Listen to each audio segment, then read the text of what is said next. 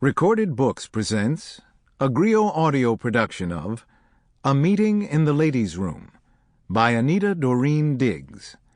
This unabridged recording is narrated by Shari, Peele. This book is copyrighted 2004 by Anita Doreen Diggs. This recording is copyrighted 2006 by Recorded Books, producer and publisher of Griot Audio, celebrating the best in contemporary African American fiction and nonfiction. The author opens this story with the following quote from Nobody Knows My Name by James Baldwin, first published in 1961. The price one pays for pursuing any profession or calling is an intimate knowledge of its ugly side. And now, A Meeting in the Ladies' Room. Chapter 1. Victor in the Sky with Diamonds. Blackmail is a despicable act, and I only stooped that low because my alternative was to spend 25 years in prison for a murder that I didn't commit. My name is Jacqueline Blue, and I'm really a decent woman. I obey the laws of New York State even when they don't make sense.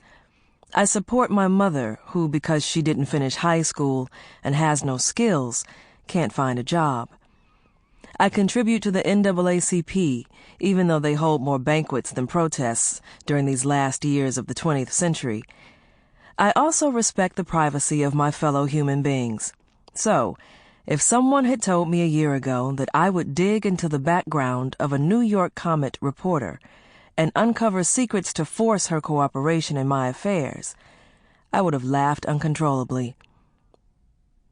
My biggest problems at the beginning of this year were my unrequited love for a traveling salesman named Victor Bell, and editing an offensive biography written by Craig Murray, an untalented scribe who was married to my boss.